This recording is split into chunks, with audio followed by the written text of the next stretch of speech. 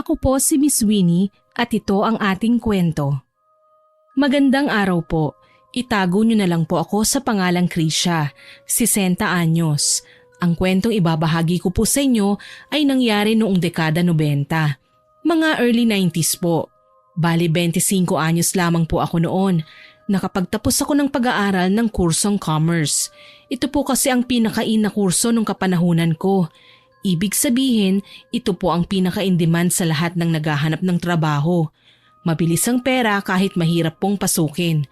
Kailangan lang na madiskarte at matalino.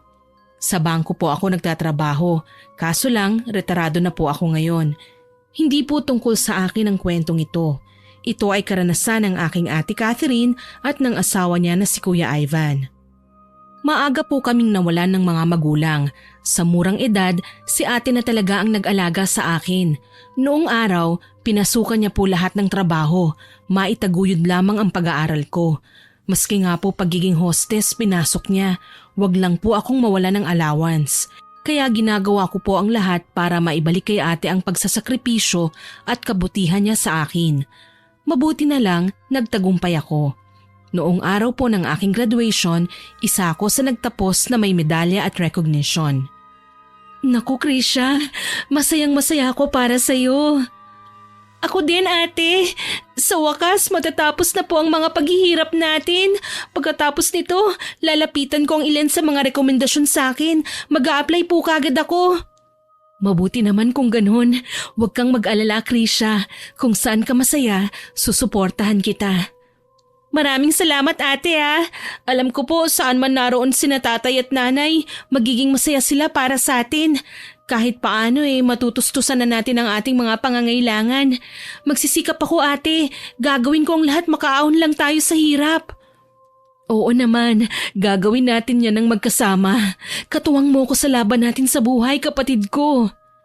Lagi pong ganon ang usapan namin ni ate. Puro masasaya at magaganda. Kaso lang, alam ko naman po na hindi ko masasabing masaya siyang talaga kapag nagpatuloy siya sa pag-alalay sa akin. Pinangarap ko din po na iahon siya sa kumunoy ng pagiging isang babaeng mababa ang lipad. Isa pa, siya na po ang tumayong ama at ina sa akin noon pa. Siguro naman panahon na para ang sarili naman niya ang atupagin niya. Nakapasok po ako sa isang bangko at nakapagsimula kaagad ng trabaho. Si Ate Catherine nagpatuloy sa kanyang pagiging hostess at doon niya nakilala si Kuya Ivan. Hindi ko po alam kung paano nagsimula ang love story ng dalawa. Ang alam ko lang, nagising ako isang araw na ipinakikilala na ni ate sa akin ang kanyang kasintahan. Guwapo po si Kuya Ivan, parang Kastila. Makinis ang kutis at mamula-mula. Kung itatabi nga kami sa kanya, magmumukha kaming alalay Pero iba po siya. Mabait si kuya at mapagkumbaba. Walang kayabangang maririnig sa pananalita niya. Sana naman magkasundo kayo, Krisha. Mabait yang si Kuya Ivan mo. Palagi akong dinadalahan ng snack niyan sa trabaho Oo nga, Krisha. Pero mas magiging masaya sana ako kung hihinto ka na sa trabaho mo, Catherine. Ivan, napag-usapan na natin to, hindi ba? Tsaka na ako hihinto kapag steady na sa trabaho niya si Krisha. Napatango naman si Kuya Ivan sa tinura ni ate. Kaso lang, kung ako po ang tatanungin ayoko na talagang bumalik pa siya sa trabahong yun. Mas pagbubutihin ko pa sa trabaho. Kaya nakumbinsi ko si Kuya Ivan na gawan po namin ang paraan para mapahinto siya. Nang saglit na umalis si ate, nagkausap kami ni Kuya Ivan. Mas mapapadali ang pagpapatigil ko sa kanya sa trabaho kung pakakasalan ko si Catherine. Kuya Ivan, teka lang. Hindi po ba kakikilala niyo pa lang sa isa't isa? Hindi po birong bagay ang kasal, kuya. Kailangan po itong pinag-iisipan. Alam ko, kaso lang hindi ko na talaga ma-imagine ang sarili ko na hindi ko siya kasama Hindi po ako nakaimik sa sinabi ni kuya. Mukhang nahuhulog na nga sila sa isa't isa, kaya naman sino ba ako para kontrahin sila? Naganap kaagad ang kasal at naging mag-asawa silang dalawa. Si Kuya Ivan naman, araw-araw umaalis para magtrabaho. Nagulat nga po ako Anak mayaman pala si Kuya Ivan. May sarili siyang kumpanya na pinatatakbo at may mga tauhan. Sa isang iglap, nagbago po ang buhay ni ate. Damay na din po ako doon. Hindi rin naman kasi nila ako iniwan sa dati naming bahay eh. Kasama po akong lumipat sa tahanan na pinasadya pa ni Kuya Ivan sa amin. Sana magustuhan niyo ang bahay natin, Krisha. Check mo na ang kwarto mo. May mga pinamili ko dun sa'yo. Naku, kuya, kahit nga sa sala nga lang ako mahiga ayos na sa akin. Maraming salamat po sa pagiging galante sa amin ha. Ang dami ko namang natatanggap na regalo. Ayos lang yung Krisha. Mula nang pinakasalan ko ang ate mo, naging kapatid na din kita. Kaya hayaan mong ibigay ko din sa'yo ang lahat ng pangangailangan mo. Natawa si Ate Catherine nang marinig ang aming pinag-uusapan. Love, tama na yan. Baka mamaya masanay si Krisha sa mga binibigay mo. Hayaan mo na, love. Para naman talaga sa kanya mga yan eh. Alam mo naman na wala akong kapatid. Sa katauhan man lang niya, maranasan ko ang pakiramdam na tinatawag na kuya. Sa loob ng 1 taon nilang pagsasama, hindi po sila nagkaanak ng aking kapatid. Umabot ang pagkaburyong ni ate at minsan tinataon niyang aalis siya kapag wala naman si Kuya Ivan sa bahay. Iba't ibang lalaki ang napapansin kong sinasamahan niya. Halos hindi ko na nga mabilang. Kung minsan, nagsusumbong sa akin ng mga kakilala namin sa dating tinitirhan. Kung naghiwalay na raw ba si ate at ang asawa niya. Dahil sa 1 linggo, hindi lang 3 kundi aabot pa sa 5 lalaki ang kanyang nakakasama. Napangalanan na nga siyang Kalad Karen dahil sa reputasyon niyang yun. Kaso lang, hindi pa din po nadala si ate. Talagang naghahanap siya ng paraan na magawa pa ang mga bagay na kinatatakutan kong malaman ni kuya. Pagtakpan mo na lang ako sa kuya mo ha, kapag hinanap niya ako. Ate naman, bakit hindi ka na lang magpaalam ng maayos kay kuya? Pumapayag naman yun sa tuwing aalis ka. Oo nga, kaso lang ang dami niyang tanong. Kung saan daw ako pupunta, sinong kasama ko, anong oras ako uuwi, nakakairita na. Napaatras na lang ako nang pagtaasan pa ako noon ni ate ng boses. Hindi siya dating ganoon. Simula nang bigyan siya ni Kuya Ivan ng sariling kotse, hindi na pumirmi si ate sa bahay. Minsan tuloy, naaawa na po ako kay kuya. Darating siya ng maaga dahil nga anniversary nila. May tangan siyang bulaklak at regalo para sa kanyang pinakamamahal na asawa. Krisha, nasaan ang ate mo? Kuya, umalis po siya eh. Saan daw nagpunta? Gabi na. Sakto naman po na may humintong kotse sa labas ng bahay kaya sabay pa kaming napasilip ni kuya sa bintana. Lumabas mula sa hindi kilalang kotse si ate. Sabay lumabas din sa driver's seat ang nagmamaneho ritong lalaki. Bago pa man kami makapag-react, nabigla po kami nang makitang naghalikan ng 2 sa aming harapan. Hindi man nila kami nakikita, alam kong mali ang ginawa ni ate. May kinakalantari siya. Ako na mismo ang gumawa ng paraan na mahinto ang 2, lalo na at nakita ko si Kuya Ivan na natulala habang namumuo ang luha sa kanyang mga mata. Pabalya kong binuksan ang pinto na ikinagulat ng 2 nagtutukaan. Krisha, ikaw lang pala. Huwag kang magtaka kung ibang naghatid sa akin na kotse ha. Nasiraan kasi ako eh. Ako lang po ito ate. Bakit para kang nagulat? Akala mo ba si kuya na ako? Krisha, huwag kang ang ganyan. Sinamaan ko siya ng tingin sabay lingon sa lalaking kasama niya. Mas matangkad po siya kay Kuya Ivan pero halatang walang respeto. Sa totoo lang, nagalit po ako kay ate. Hindi man lang niya inisip ang mararamdaman ni kuya. Oras na makita ang pinaggagawa niya. Binigay ni kuya sa kanyang lahat pero hindi pa rin siya makontento. Sino siya ate? Tumikhim ang lalaki at hindi hinintay na magsalita si Ate Catherine. Siya pa ang nag-abot ng kamay niya sa akin na hindi ko tinanggap. Ako nga pala si Jemuel, Krisha. Kaibigan ng ate mo. Pagkakakong natawa, hindi po ako makapaniwala na magagawa pang makipagkaibigan ni ate sa lalaki kahit na may asawa na siya. Hindi naman po ko inosente sa mga ganitong usapin. Alam ko kung anong klaseng pakikipagkaibigan ang tinutukoy niya. At hindi ito kaaya-aya. Bastos man kung matatawag pero marahas kong hinila si ate papasok sa bahay niya. Ako ang nahihiya sa ginawa niya. Kung tutuusin, napakabuti po ni Kuya Ivan sa amin. Halos lahat ay ibinigay na niya. Iniahon pa niya kami sa kadukhaan. Ganon din ba kahirap ang maging matapat? Mabagsik kong nilingon si Jemuel na noon ay tila ba naaaliw pa sa aking naging reaksyon.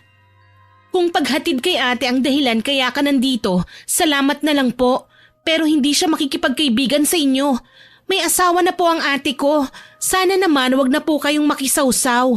Umalis ka na. Krisha! Hayaan mo na, Kath. Okay lang. Actually, nakukyutan pa nga ako riyan sa kapatid mo eh. Wala po akong panahon makipaglokohan. Pwede bang umalis ka na? Alam ko naging harsh po ako ng mga sandaling yon. Pero alam ko po talaga may ginawa si ate. Hindi kasi siya makatingin sa akin ng maayos Para po siyang nagigilty na hindi ko maintindihan. Pagpasok namin sa bahay, ako pa ang pinagalitan niya. Krisha, bakit naman ganun ka magsalita? Nakakahiya kay Jemuel. Bakit ate? Kailangan po ba maging nice ako sa kanya? Oo, dapat lang.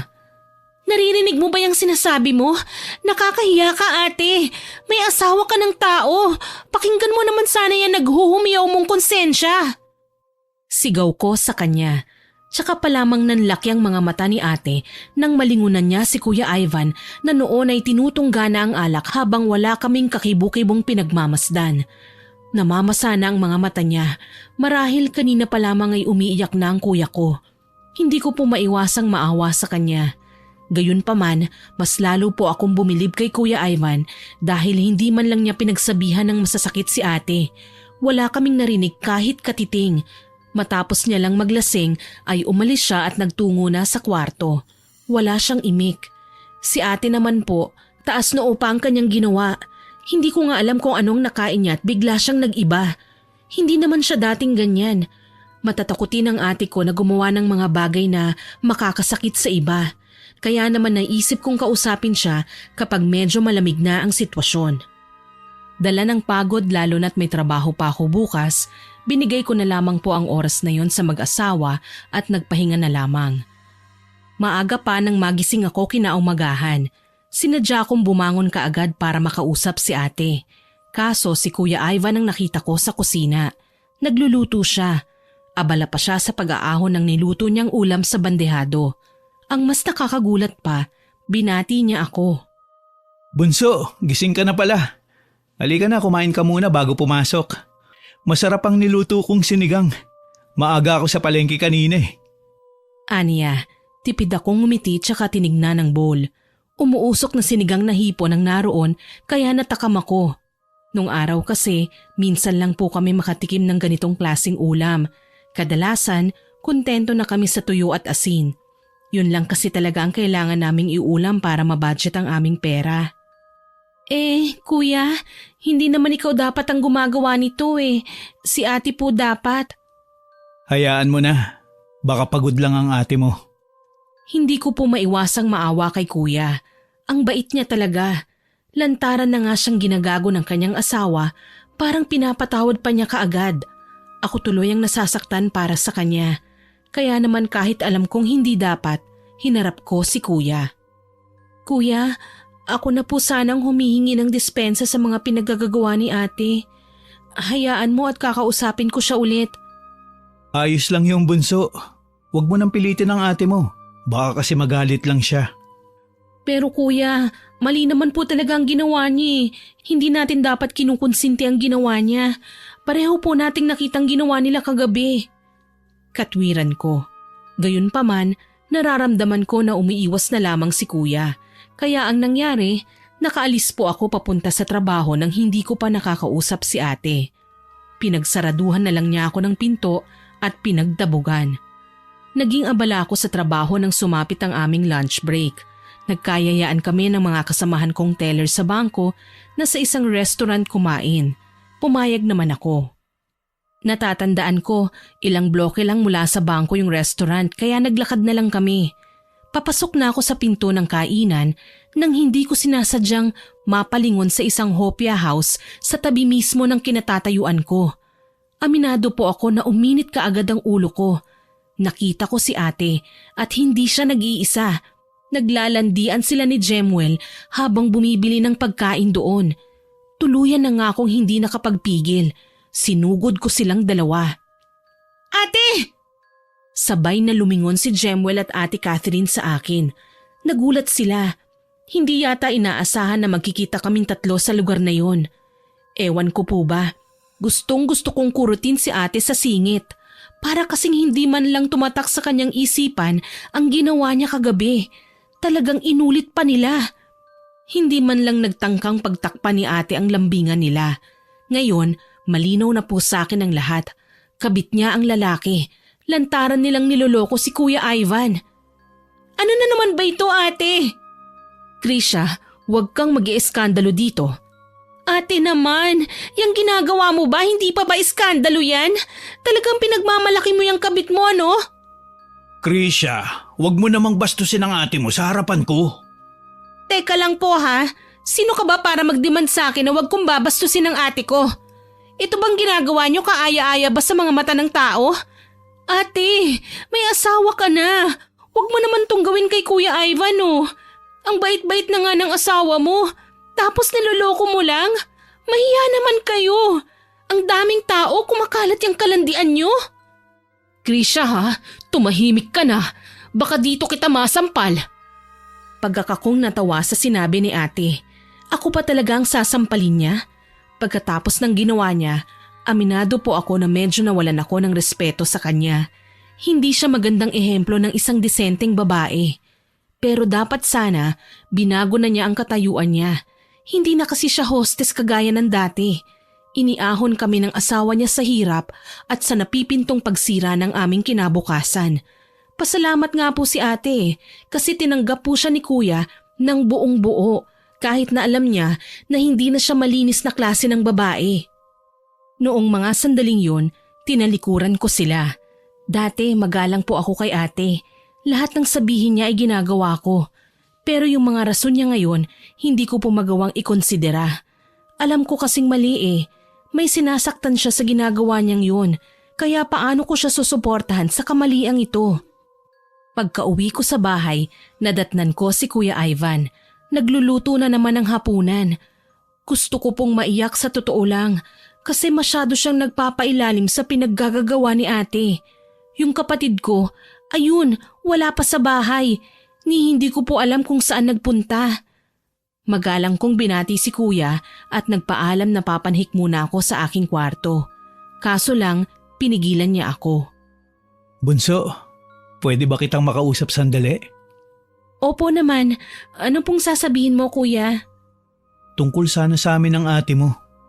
Tumango ako at naupo sa upuang nasa mesang kainan. Naghihintay ako ng sasabihin niya hanggang sa huminga si kuya ng malalim. Maya-maya, natatawa na nababalisa. Nararamdaman kong medyo nag-aalangan siya. Pero kung ano man ang sasabihin niya, pwede ko naman naintindihin. May kasalanan ng ate ko eh. Kaya alam ko na wala kaming karapatang mag-inarte. Kaso lang, hindi ko inaasahan na iba pala ang isasalaysay niya sa akin. Naikwento na ba sa'yo ni Catherine kung paano kami nagkakilala? Tanong niya sa akin. Umiling ako dahil wala namang naikwento sa akin si ate. Basta noong ipinakilala niya si Kuya Ivan sa akin, magkasintahan na sila.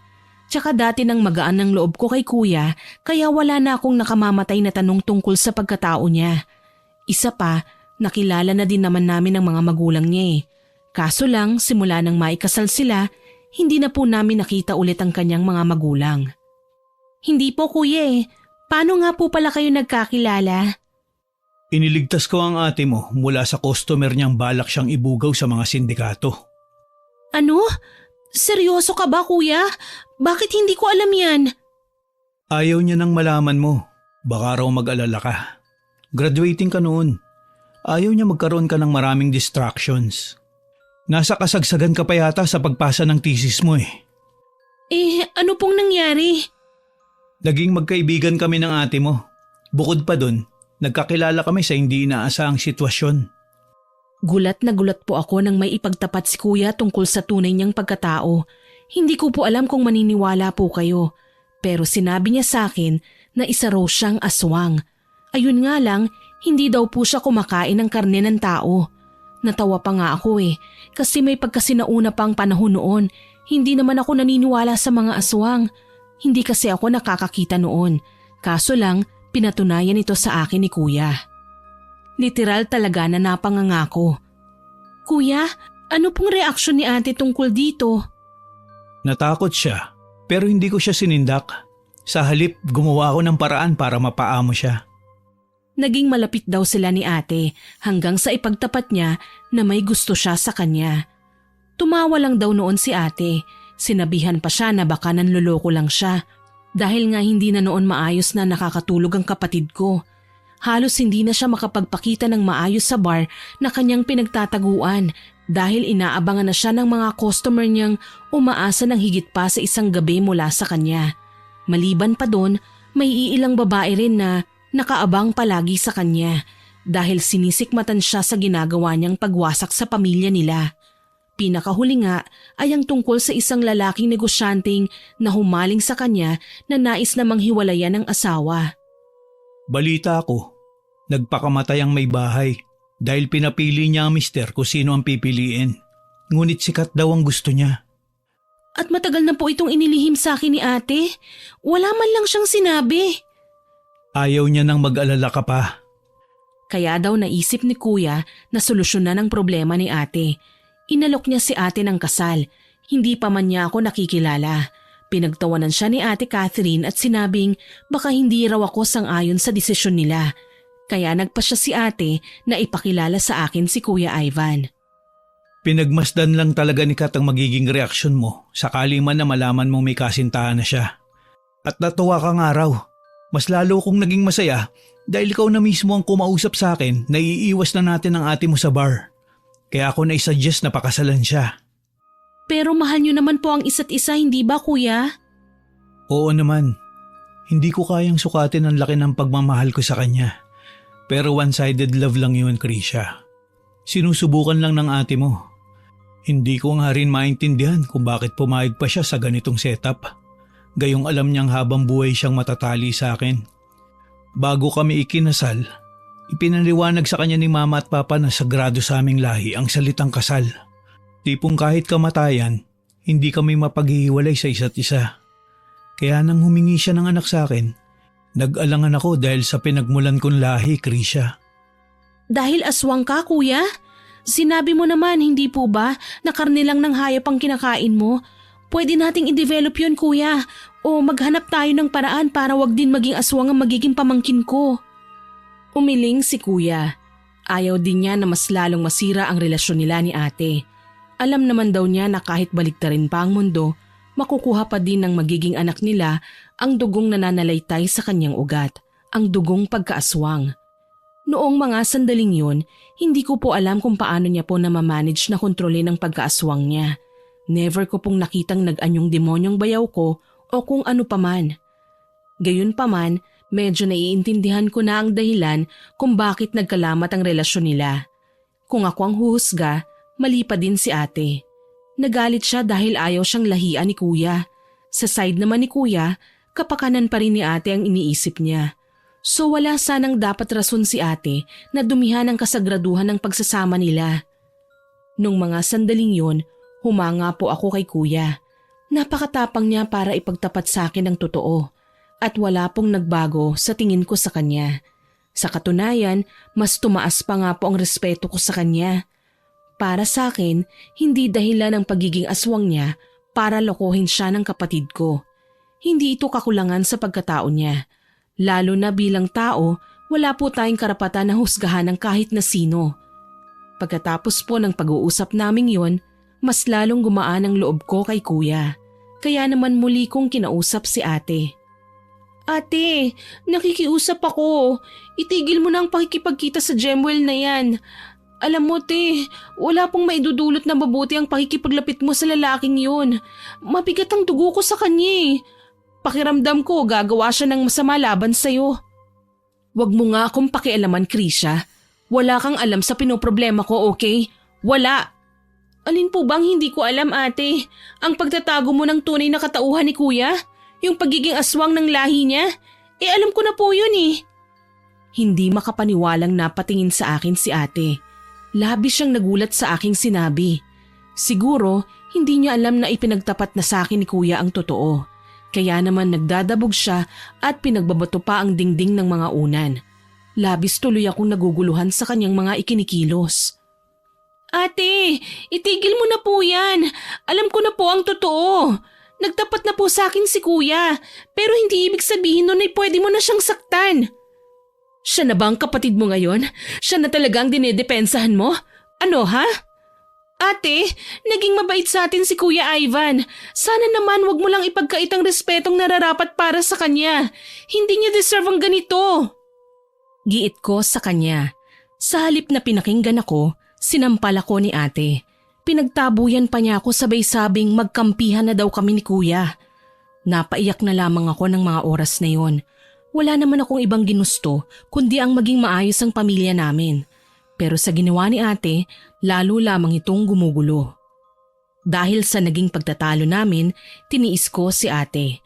Magalang akong nagpaalam kay Kuya Ivan na aalis na muna ng bahay.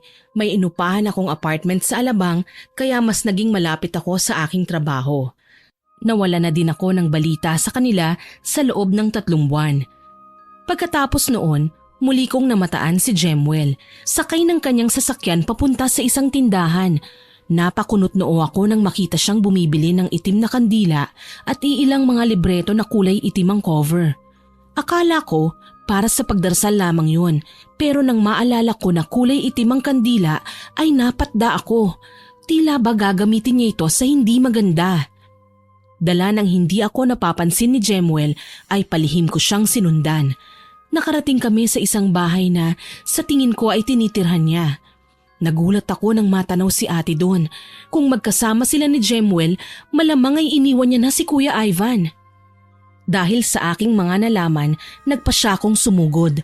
Kinalampag ko ang gate ng nasabing bahay at sinigaw ang pangalan ni ate. Ate Catherine! Ate! Lumabas ka riyan! Galit na galit kong sigaw. Kanya-kanya sa pagsilip ang mga kapitbahay nila sa ingay na ginawa ko, pero wala akong pakialam. Nakakailang tawag pa ako hanggang sa lumabas nga si ate at nagulat ako sa kanyang naging itsura. Kitang-kita ko ang namamayat niyang braso at binti. May maputlang balat at nanlalalim na mga matang may humpak na pisngi. Hindi ako makapaniwala sa naging itsura niya matapos ang huling pagkikita namin kung saan siya malusog at malakas. Krisha, kumusta ka na? Ate, anong nangyari sa'yo? Bakit namayat ka ng husto? May sakit ka ba? Ang tagal nating hindi nagkita. Ang tagal nga ate, pero wag mo pong ilihis ang usapan. Bakit ka nagkaganyan? Nakarma ka na ba sa ginawa mo kay Kuya Ivan? Nagulat ako ng pagak na tumawa si ate. Nakarma ako? Huwag ka ngang magbiro ng ganyan, Krisha. Ang sabihin mo, binabarang ako ng pinapaboran mong bayaw. At si Kuya Ivan pa talaga ang sinisisi mo sa nangyari sa'yo, ate? Nagulat ako nang lumabas naman sa pinto ng bahay si Jemuel at tinaasan ako ng kilay. Aba, anong ginagawa ng pasaway mong kapatid dito, Kat? Siguro naghihirap na yan, no? Hoy, Krisha, para sa iyong kaalaman, matagal ka nang tinakwil ng ate mo. Matigas ang ulo mo, kaya huwag ka nang lalapit pa sa kanya. Gago ka pala eh. Gusto mo bang idemanda kita? Sinira mong pagsasama ng ate at kuya ko. Ako bang tinatakot mo? Bakit? Natatakot ka ba? Wag na wag mo akong susubukan. Krisha, Jemuel, tama na. Halos hingalin si ate sa simpleng pagsaway lamang niya sa amin ng kanyang kinakasama. Kaya naman tumigil ako sa pagsasalita. Pakiwari ko, kaunti na lang ay mahihimatay na siya. Kaya naman umatras na ako. Tinalikuran naman kami ni Jemuel matapos niya akong bantaan. Nang kami na lamang magkapatid ang naiwan sa may gate, tsaka ako binantaan ng mga salita si Ate Catherine. Ano bang ginawa mo sa buhay mo, ate? Ang ayos-ayos ng kalagayan mo kay Kuya Ivan. Bakit ka umabot sa ganito? Pwede ba wag mo nga akong pakialaman? Maayos naman ang buhay ko, Krisha. Please lang, wag mo na muna kaming guluhin. Umalis ka na. Wala akong nagawa kundi ang umalis nga sa bahay na yon. Nalungkot ako sa naging buhay ni ate. Para siyang pinaglalaruan ng tadhana. May magandang buhay nang nakalatag sa kanyang harapan pero mas pinili pa niya ang mahirapan. Dala ng pagnanais na malaman ang buong katotohanan, nagpa siya ako na puntahan si Kuya Ivan sa bahay nila. Natuwa siya nang magkita kami. Sa katunayan, kababakasan ng pag-aalala ang kanyang muka. Sa loob ng 3 buwan na nawala ka, mas lalong naging malamig sa akin ang ate mo. Palagi na lang niyang bukang bibig ang Jemuel na yun. Wala na akong ginawang tama. Kaya naman sinubukan kong ayusin ang relasyon namin. Kaso lang, may iba talaga kay Kat. Nalaman kong kinababaliwan niya ng gusto ang kabit niya. Tapos, minanduhan niya ako na bilang asawa niya, ilipat ko na daw sa pangalan niya lahat ng naipundar namin. Mula sa bahay at negosyo. Di ko alam kung bakit naging ganun siya. Parang wala siya sa sarili. Pumayag ka naman ba, kuya? Natural hindi. Para ano, ibigay niya lang sa kabit niya? Ang sabi po ni ate, ginagamitan mo siya ng itim na kapangyarihan. Binabarang mo raw siya, kuya. Totoo ba yun? Isang pagak na tawa ang pinakawala ni Kuya Ivan. Tila ba hindi makapaniwala sa kanyang mga narinig na paratang. Ako man ay hindi kumbinsido na magagawa ni Kuya yun. Kaya nga kinailangan kong prangkahin siya sa mga nalaman ko. Alam mo kung anong klaseng tao ako, hindi ba bunso? Ang lahi ng pamilya ko ay aswang, hindi mambabarang. Rason niya sa akin. May punto nga naman si Kuya, pero bakit siyang pinagbibintangan ni ate sa pagkakasakit niya? Kita ko pa nga ang bakas ng pag-aalala sa mukha ni Kuya Ivan nang malaman niya ang sitwasyon ni ate.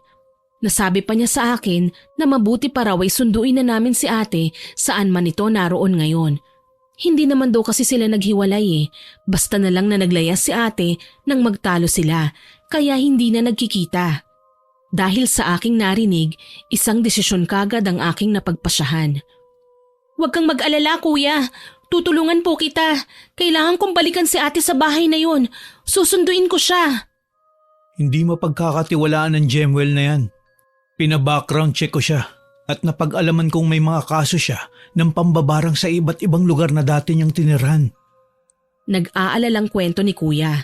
Anya, mistulang modus na raw ni Jemuel na lumapit sa mga taong sa tingin niya ay may pera at nakikipagrelasyon sa mga yun. Kahit na sabihing may asawa na ang babae na kanyang nilalapitan ay wala siyang pakialam.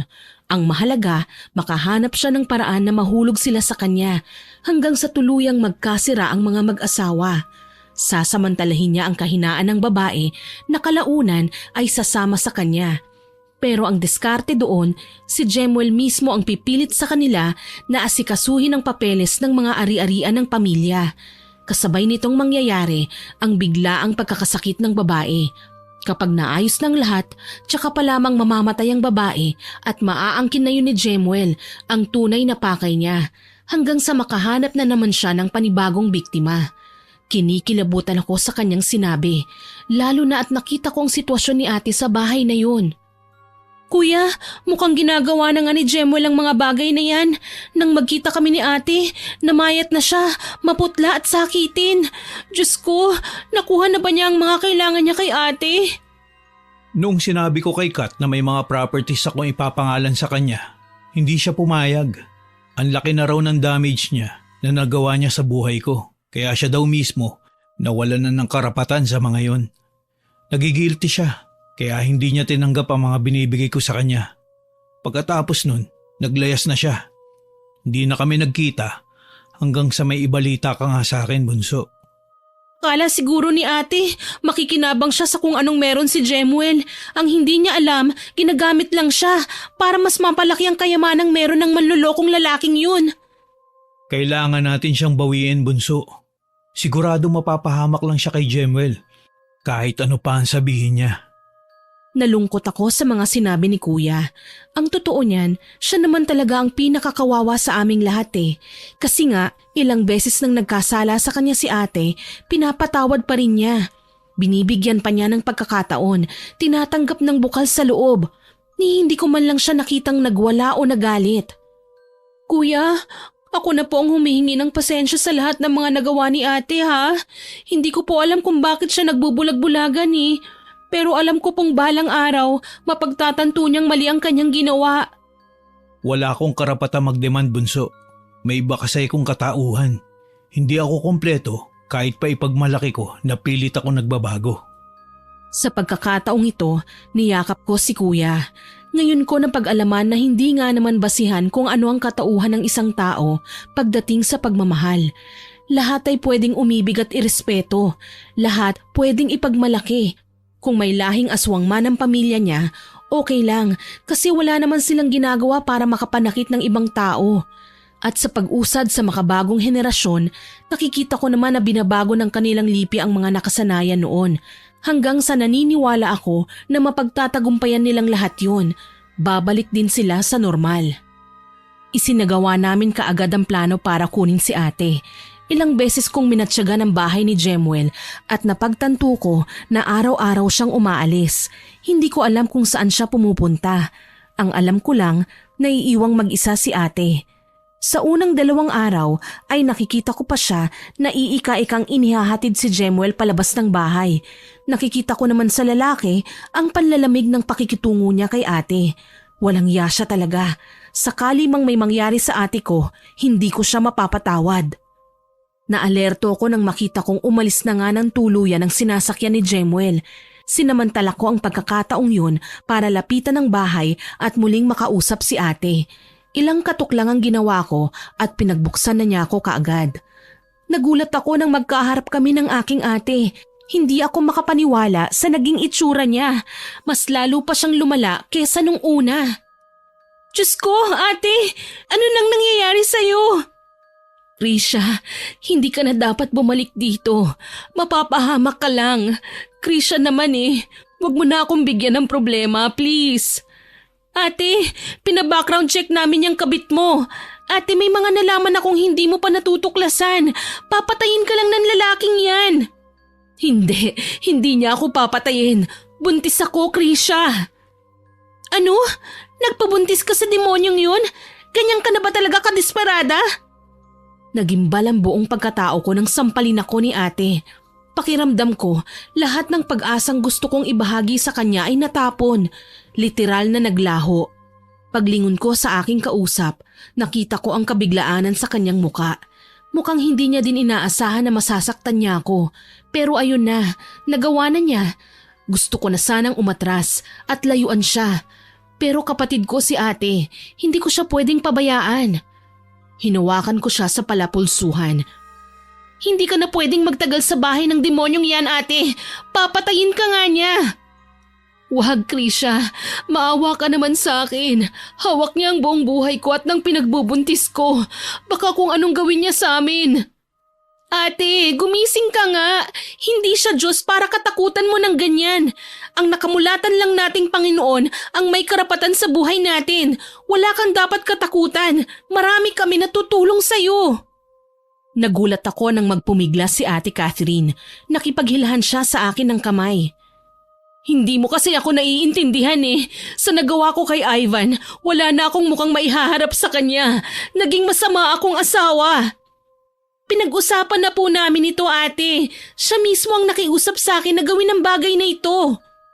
Nagpatuloy kami sa pagtatalo hanggang sa isang sasakyan naman ang huminto sa aming harapan at lumabas mula doon si Kuya Ivan. Umiiyak na niyakap si ate. Hindi ko alam kung ano ang nararamdaman nilang dalawa ngayon. Pagsisisi, awa, pagkamis, siguro halo-halo na. Hindi na kasi nakapalag si ate nang alalayan siya ni kuya at pasakayin sa kotse niya. Tama na, love. Sa bahay na tayo mag-uusap. Huwag ka mag-alala. Tutulungan ka namin. Ivan naman Humagulgol si ate sa aming harapan. Alam kong napakarami niyang gustong sabihin sa amin, ngunit dala ng kanyang kalagayan ay mabilis siyang nanghina. Naisakay kaagad siya sa kotse at minuestrahan ako ni kuya na umalis na kaagad kami. Nagkanya-kanya na lamang kami sa pagmamaneho noon ng dala naming kotse at dumiretso sa aking apartment.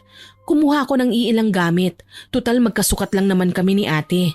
Tsaka iniwan ko ang aking sasakyan at sumakay sa kotse ni kuya kung saan lulan si ate. Hindi kami dumiretso sa bahay nila gaya ng inaasahan. Naisip kasi ni kuya na malamang daw ay susunod doon si Jemuel oras na malaman niyang tinangay namin si ate. Simulat sa pool, ngayon pa lang ako nakatagpo ng mga taong makikipagpatayan, maangkin lamang nila ang ate ko. Sa isang probinsya kami bumiyahe at hinanap ang isang kakilala ni Kuya Ivan. Habang nagmamaneho, kinausap ako ni Kuya. Tulog si ate nun na labis din naming pinagpapasalamat. Alam mo ba, Bunso? Ang tungkol lang sa pinagmulan naming lahi ang nalalaman kong talaga. Pero ni minsan hindi pa ako nakakauwi sa aming bayan. Talaga, Kuya? Bakit naman po? Nung nabubuhay pa kasi ang aking mga lolo at lola, mahigpit sila sa pagtanggap ng bisita. May mga batas sila na pinasusunod sa lahat ng nasasakupan nila. Yung mga ninuno namin ang tumatayong leader ng aming lahi. Kaya ginagawa at sinusunod ito ng lahat. Bawat isa sa amin, may takdang panahon para umuwi. Pero hindi kami dapat na nag-iisa. Kailangan may isama kaming alay. Anong alay, Kuya? Ang ibig mo po bang sabihin, Kuya, iaalay mo kami kaya mo kami isinama ni ate? Hintakot at natataranta kong tanong sa kanya. Sa labis kong pagkagulat, natawa si Kuya, umiiling-iling. Hindi, sabi ko nga, hindi ba dati yun noong nabubuhay pa ang mga abuelo ko? Pero iba na ngayon. Ang aking mga magulang nang namamahala at tinanggal niya ang kaugalian na yun. Kaya naisip kong dalhin na kayo dun para hinga ng tulong sina mama at papa sa kung ano ang pwedeng gawin para mapagaling ang ate mo. Naku, Kuya, hindi ko alam kung ano po ang magiging reaksyon po nila pag nakita nila kami doon. Huwag kang mag-alala. Naipaalam ko na sa kanila sa pamamagitan ng sulat ang balak natin pagpunta sa probinsya. Tumango na lamang ako at nanahimik. Mabait naman si Kuya. Siguro naman hindi niya kami ipapahamak doon. Sana lang talaga hindi naging mali ang aking desisyon na isama si ate sa lugar ng kanyang asawa. Makalang kasi isahang bagsak ang paghihiganti niya. Kaso lang lahat ng masamang isiping yun ay naglaho nang dumating kami sa kanilang tahanan. Maraming sumalubong sa amin, may mga namamangha at may naaawa. Sabi ni Kuya, wag lang daw akong hihiwalay sa kanya. Nagmano din ako sa mga magulang ni Kuya nang dumating kami sa bahay nila. Kinikilabutan nga ako kasi ibang-ibang atmosphere sa lugar na kinaroroonan namin kesa sa nakasanayan. Tila isang malaking hasyenda ang aming kinaroroonan. Maraming halaman at mga rebulto. Sabi ni Kuya, yun daw ang mga ninuno nila. Ang akala ko dati, simpleng mga tao lang ang mga magulang ni Kuya. Pero ngayon, mas natitigan ko sila ng malinaw. Napagtanto ko na sila pala ay may mga lahing Kastila. Mapuputi at matatangkad, may makikinis na kutis at matangos ang ilong. Kagayang-kagaya talaga ni Kuya. Huwag kang mag-alala, Bunso. Iba na ang nakasanayan ng mga tao rito ngayon. Saka ang mga aswang, hindi talaga yan gabi-gabi lumalantak ng tao. Tuwing kabilugan lang ng buwan. Sa kaso namin, unti-unti na naming nakakalimutan ang mga bagay na yon. Ang kakayahan namin na i-convert na namin sila para manggamot bilang mga albularyo. Nakakahanga naman, Kuya. May mga kagaya nyo na pinipilit na magbago kahit na yun ang naturalesa po ninyo. Kailangan, Bunso. Ito lang ang naiisip naming paraan para wag kaming mahusgahan ng kahit na sino. Napakaswerte po talaga ni ate sa'yo. Kasi po nagagawa niyong tanggapin ng maluwag sa inyong kalooban ang lahat ng pasakit na binigay niya sa'yo, Kuya. Mahal ko si Catherine, Bunso. Kaya lahat ng pagkukulang niya, iintindihin ko. Lahat ng pagkakamali niya, tatanggapin ko at sisikaping magbago. Salamat po, Kuya. Nakilala ka ni ate. Ikaw ang nagsisilbing liwanag sa madilim niyang mundo. Alam kong simple lamang ang naging usapan namin yon, pero may lalim na ibig sabihin. Nagpahinga lang kami saglit at napansin nang gumising si ate. Nasaan ako? Nasa probinsya tayo, love. Kumusta ang pakiramdam mo? Mabigat ang katawan ko. Pagod na pagod ako. Magpahinga ka na muna. Ipinatatawag na ni na mama ang manggagamot. Umaasa kami na magagawa nila ng paraan na mapabuti ang kalagayan mo. Ivan, hindi ko deserve ang kabutihan mo. Napakasama ako. Puro pagmamahal lang ang ipinakita mo sa akin. Ang linis-linis mo, samantalang ako. Tama na. Ang pagmamahal, binibigay ng walang hinihintay na kapalit. Huwag ka matakot kung iaalay ko sa iyo ang puso ko. Ginagawa ko to dahil walang eksaktong rason maliban sa mahal kita. Napaiyak ako habang pinakikinggan ang usapan ng dalawa. Pakiwari ko, nadudurog ang puso ko dahil sa kanilang pinakakawalang mga salita. Minsan tuloy na itanong ko, bakit ba ganito kakomplikado ang buhay ng tao? Nangingiting nakatitig lang ako sa kanila hanggang sa dumating ang mga magulang ni Kuya Ivan kasama ang albularyo. May mga dala siyang gamit na hindi ko tiyak kung ano eksakto. Ang alam ko lang, gagamitin niya ang mga yon sa panggagamot sa kapatid ko. Pinaupo nila si ate sa isang upuan at doon sinimula ng pagtatawas. Sa totoo lang, nakakapanindig balahibo. Pakiramdam ko na wala kami sa tunay na mundo.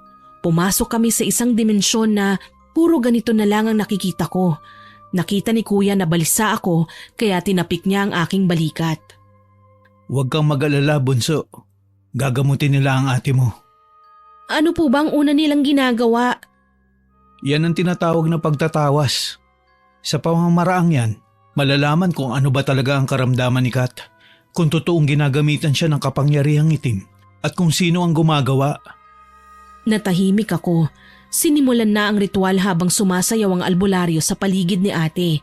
Kumuha siya ng planggana at kandila, tsaka asin at langis. May mga ginawa siya doon sa palanggana na may tubig. Maya-maya pa, inanunsyo niya na sinakop ng kapangyarihan si ate at sinusubukan niyang makahanap ng koneksyon mula rito kaya ipinagpatuloy niya ang pag-usal ng mga salita. Nakikita kong para bang balisa siya. Tumingala at nangisay, tumirik ang kanyang mga mata, parang sinaniban. Maya-maya pa, bumaling ang manggagamot sa amin. Sinabi niya kay Kuya Ivan na kausapin ang sino mang sumapi kay ate, ang taong nagpapahirap sa kapatid ko. Kilala daw ni Kuya ang lalaki, kaya sumang-ayon siya sa sinabi ng manggagamot.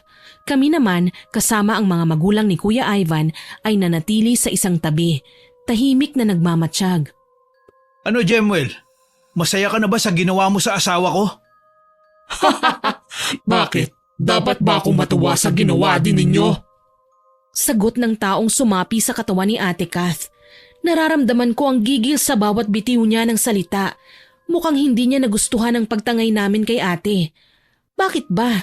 May mas karapatan si Kuya Ivan sa kapatid ko dahil mag-asawa sila. Samantalang si Jemuel, isa lang siyang dakilang kabit na basta nalang lumitaw sa kalagitnaan ng relasyon nila Ate Kath. Ano bang kailangan mo sa asawa ko?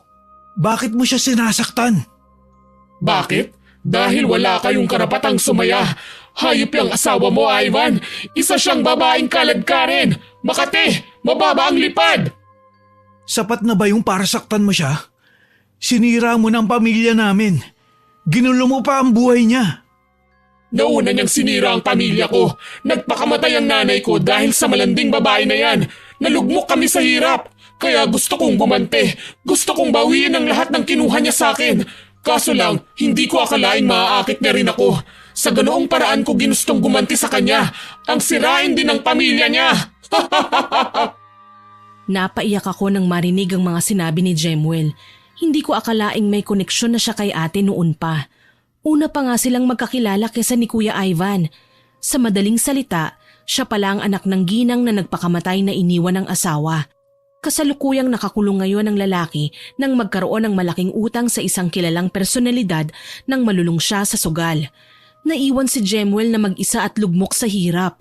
Kaya pinlano niya ng maigi ang gagawing paghihiganti. Sinubukan niya muna sa ibang kanyang kakayahan na tanging naiwang pamana ng kanyang ina.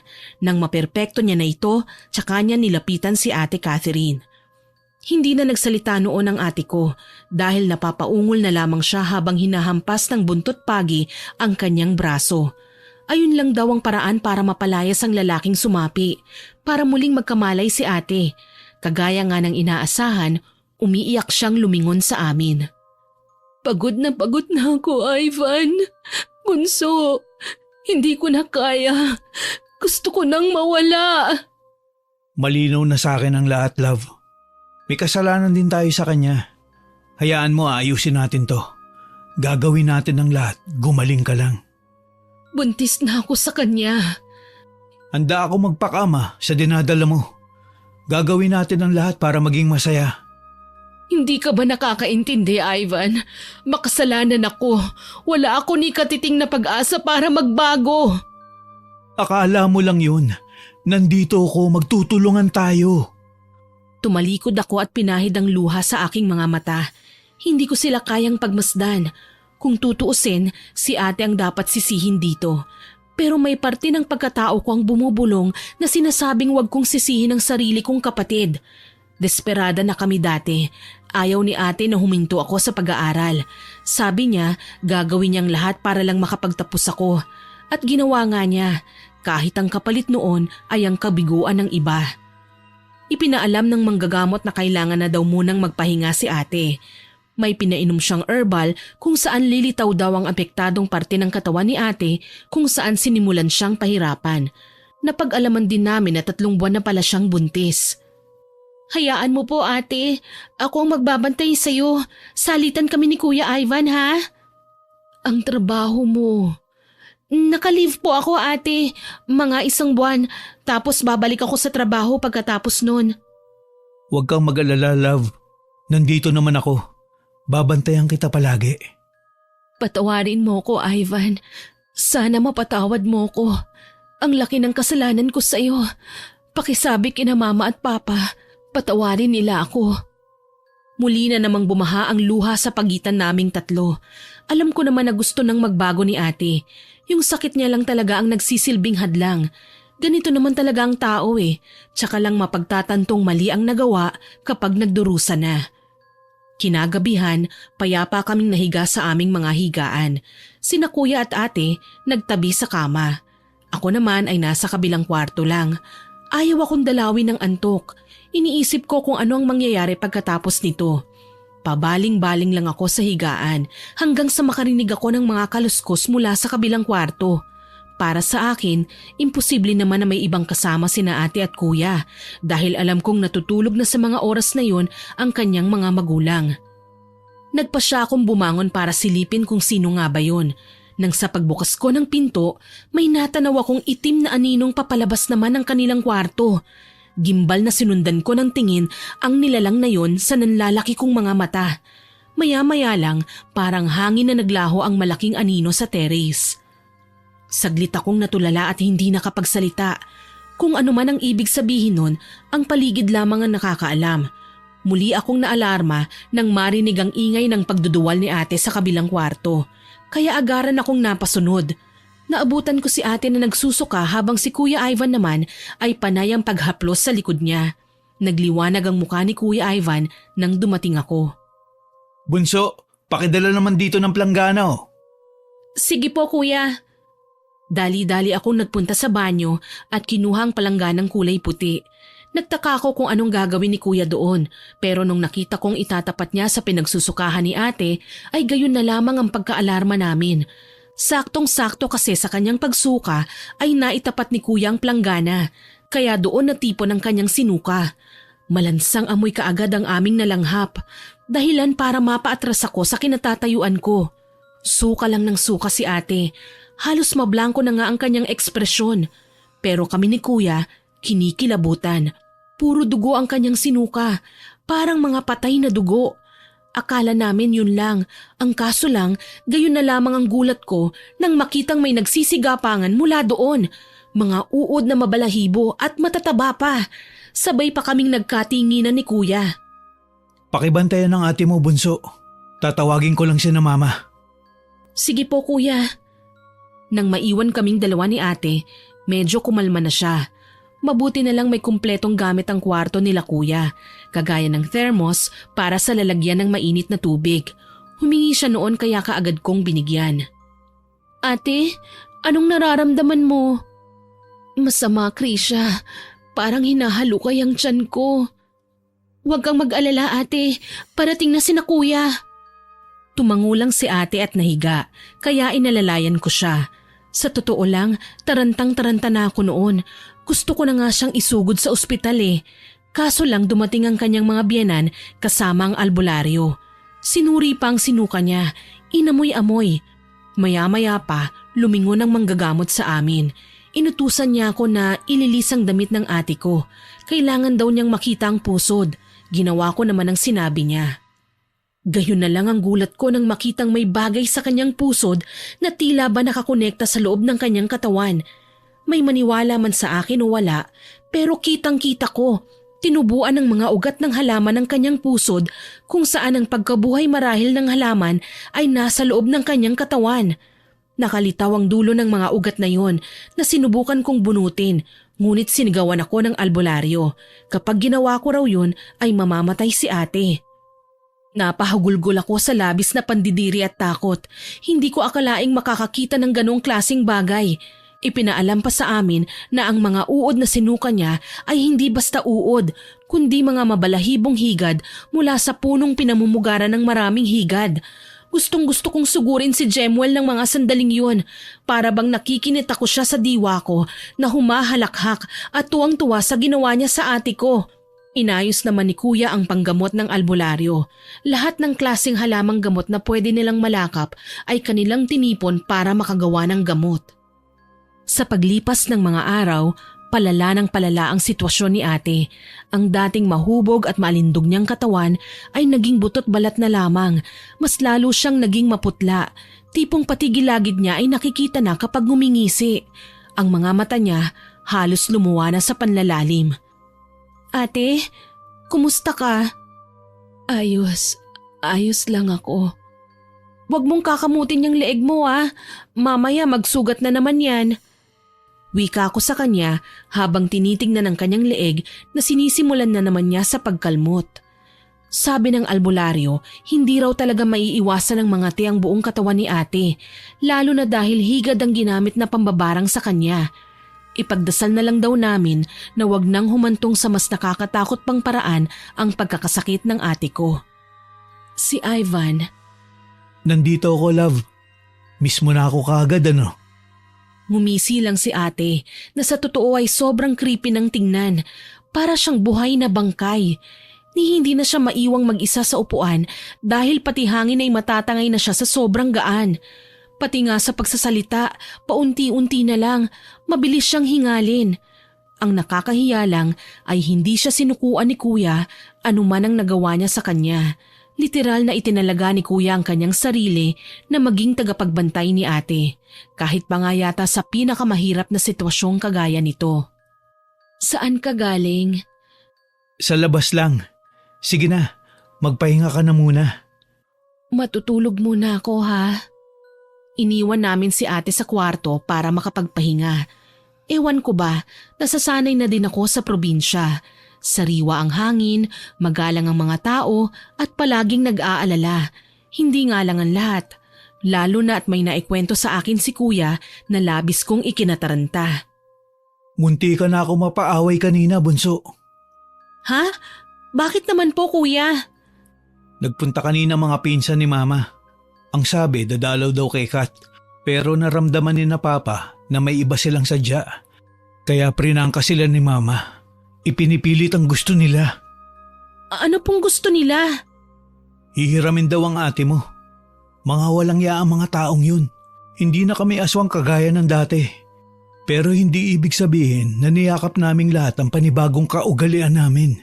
May mga kaanak kaming nananatili sa dati naming katauhan. At nasa sa kanilang paniniwala pa rin na kapag may nagkakasakit sa isang bahay, hiramin na lang daw para pagsaluhan. Siyempre nagalit si Mama. Anak niya na si Kat. Mas lalo na ako, kaya tinaboy ko na sila. Nakakatakot naman po yan, Kuya. Akala ko po wala nang aswang sa lugar niyo. Dito sa loob ng bahay, makakaasa kang wala na talaga. Pero sa labas, hindi kami makakasiguro. Kaya nga sabi ko sa'yo, kapag lalabas ka, kailangan may kasama ka, hindi ba? Tumango ako bilang pagsang-ayon kay Kuya. Naisip ko, nakakatakot ang mga tao sa paligid namin. Hindi namin tiyak kung sino ang mabuti at kung sino ang nagbabalak ng masama. Buti na lang talaga, hindi niya kami pinabayaan. 3 araw pang lumipas at napansin kong nagsusugat na ang balat ni ate. Hindi na siya maawat sa pagkamot ng kanyang mga sugat. Akala ko dati, sa kwento, mga libro at palabas lang nakikita ang mga mambabarang. Hindi ko akalaing totoo pala silang nag-i-exist. At kung tutuusin, mas mabagsik pa sila kesa sa paglalarawan na makikita ko sa mga palabas. Kay laki ng naging epekto nito sa katawan ni ate. Ate naman, hindi ba sinabi ko na sa'yo na itigil mo na ang pagkamot? Tignan mo, nagdurugo na. Makate. Ate naman wala tayong gamot para dyan. Gusto mo ba buhusan ko ng alkohol yan? Ayaw, masakit. Natatawa na naluluha akong nakatingin kay ate. Ibang-iba na siyang manalita ngayon. Para na din siyang bata. Naapektuhan na din ang kanyang utak sa kung anumang nangyari sa katawan niya ngayon. Bukod kasi sa albularyo, may pinagkakatiwala ang doktor ang pamilya ni kuya na pumupunta-punta din para i-check ang kalagayan ni ate at ng sanggol na dinadala niya. Ang laki na nga ng nagagastos nila pero parang wala lang yon sa kanila. Isang araw, namataan kong nag-uusap sina kuya at ang kanyang mga magulang. Iling ng iling si kuya. Para bang hindi siya sang-ayon sa kung ano man ang ipinapakiusap ng mga magulang sa kanya. Pagkatapos nilang mag-usap, iniwan sila ni kuya kaya sinalubong ko siya. Kuya, nag-aaway po ba kayo ng mga magulang mo? Hindi naman, bunso. Bakit mo naman yun nasabi? Nakita ko po kasi kayo parang hindi po maganda ang mga reaksyon nyo. Nangangamba na raw kasi sila sa ate mo na baka mas lumala ang sitwasyon. May isa pa naman daw paraan para gumaling ang ate mo sa lahat ng sakit niya. Ano? Paano kuya? Yang gawin siya. Siyempre hindi ako pumayag. Madadamay ang sanggol sa sinapupunan niya. Ako nga pinipilit na magbago para maging tao. Tapos gagawin nilang aswang ang ate mo. Mas lalong magiging miserable ang buhay niya kapag nangyari yun. Napatango ako sa sinabi ni kuya. Tama naman siya Hindi solusyon ang gawing yanggaw si ate para gumaling. Lalala lang ang sitwasyon niya. Baka mamaya makapanakit siya ng iba kahit sabihing epektibo ang paraang yun. Nag-aalala ko kasi malapit nang matapos ang vacation leave ko. Kailangan ko nang bumalik ng Maynila. Gayunpaman, napagkasunduan namin ni Kuya Ivan na palagi niya akong babalitaan sa mga nangyayari kay ate. Ako naman, hahanap ng paraan para madiin si Jemuel sa kasamaan niya. Sigurado naman kasi ako na may mga magagamit ako laban sa mambabarang na yun. Kinahapunan, dinalaw ko si ate sa kanyang kwarto. Nakahiga lang siya. Halos mata na lang ang pinagagalaw niya. Ang amoy niya, malansa na naaagnas. Kahit alkohol, hindi kayang patayin ang amoy. Parang mas kumakalat pa ito kaya kapag lumalapit ako sa kanya, naka-face mask na lang ako. Halos nagnanaknak na sa nana ang kanyang mga sugat. Nilalangaw na din ang ilan sa mga yon na hindi niya na magawang itaboy pa palayo. Napaiyak ako sa isiping pinagdurusa talaga ng todo ni Jemuel ang ate ko. Pumikit ako at saglit na umusal ng panalangin. Alam kong maraming magagalit at mapapataas ang kilay sa ginawa ko. Pero noong sandali na yun na nagdarasal ako, naisip kong sana kunin na ng Panginoon ang ate ko, kesa naman maging aswang siya kagaya ng plano ng mga biyanan niya. O di naman kaya magdusa pa siya ng husto. Ako na kasi ang nahihirapan sa sitwasyon niya Ate?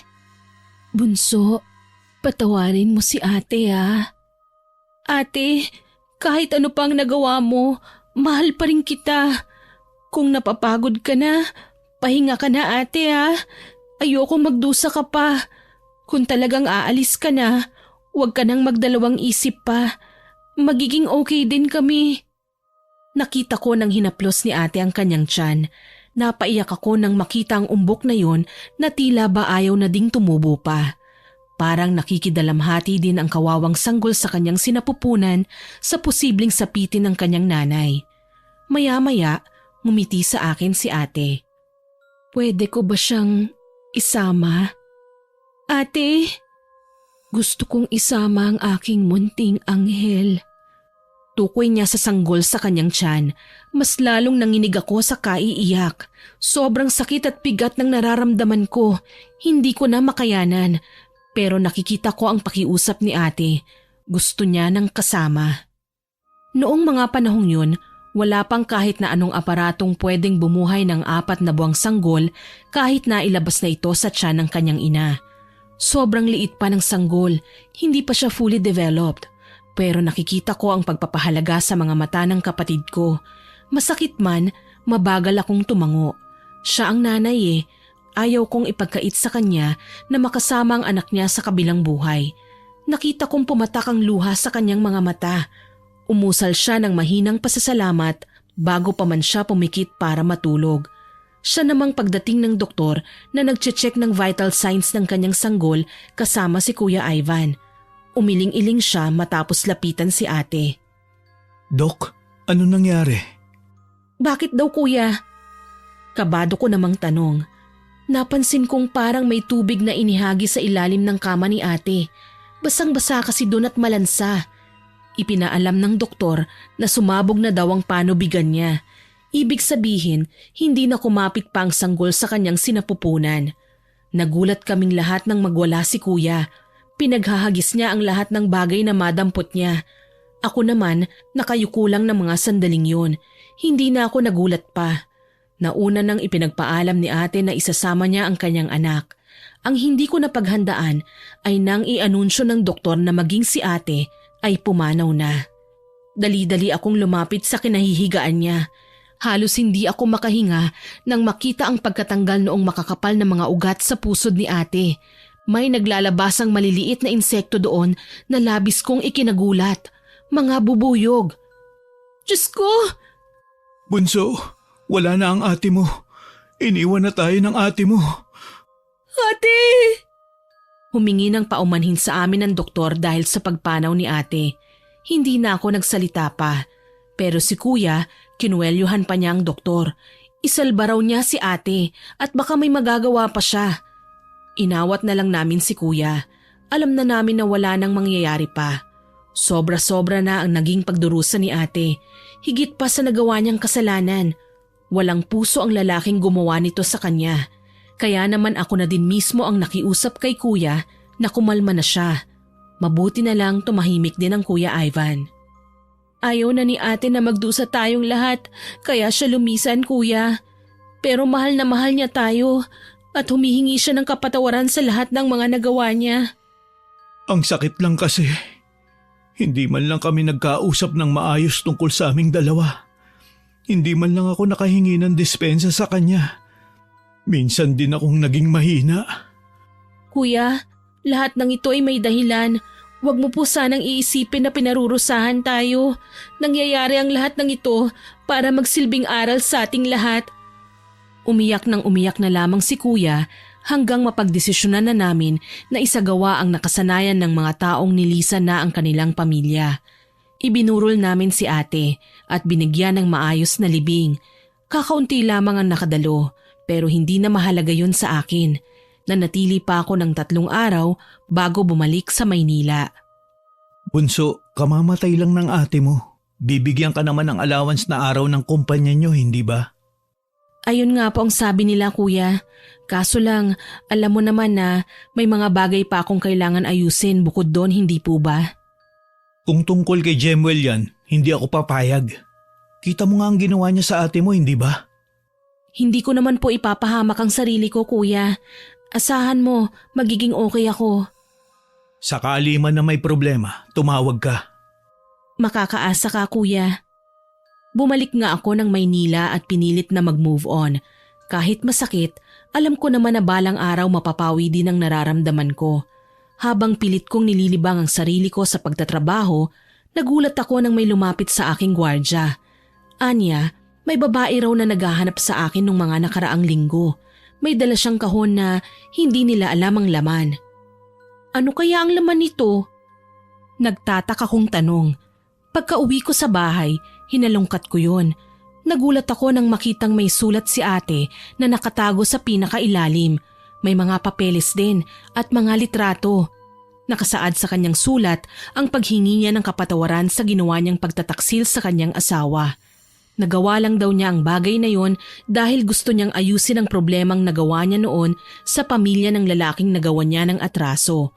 Kaso lang daw, natuklasan niyang hindi inosente si Jemuel. Ang kanyang ina ay hindi raw totoong nagpakamatay. Ginawa lamang nila yon ng magpapamilya bilang modus para magkapera. Kunwari lalapit sa mga babaeng bayaran ng kanilang ama. Magwawala naman ang kanyang ina at kunwari magpapakamatay. Tapos si Jemuel naman daw ang gaganti. Ang paraan nila ng pagganti, iba-blackmail ang mga taong nagkasala di umano sa kanila. Kinausap ko si kuya tungkol sa aking natuklasan at dali-dali siyang lumuwas ng Maynila. Kung ganun, namatay ang ate mo na sinisisi ang kanyang sarili sa nangyari. Pero planado pala ang lahat ng yun. Halang daw ang kaluluwa ng mag-anak na yan, kuya. Marami na silang naloko. Naalala mo po ba yung kotseng binigay mo kay ate? Yun ang unang kinuha ni Jemuel sa kanya. Ang masama pa doon, gumagawa pala ng mga peking dokumento si Jemuel para maging posible ang kanilang panloloko. Kaya pala hindi mahiwalayan ni Kat ang lalaking yun. Tinakot siya na ilalabas sa mga peking kontratang nagsasaad na malalagay sa pangalan niya ang mga ari-arian ko bilang kabayaran sa krimen na nagawa niya. At nagawa nga ni ate na manatili dahil sa guilt ng pagkamatay ng nanay ni Jemuel. Na peke lang din pala. Kagaya ng mga papeles na ipinakita niya kay ate na peke rin. Galit na galit kong saad. Tapos ngayong natuklasan ni ate ang ginawa ni Jemuel, binarang niya si ate para hindi na makapagsalita. Kaso lang kahit wala na si ate, matibay pa din ang statement niya na isinulat sa papel. Lalo na't personal handwriting niya yon at may pirma pa. Bawat papeles na nasa kahon ay may akmang petsa at pangyayari base sa pagkakasalaysay sa sulat.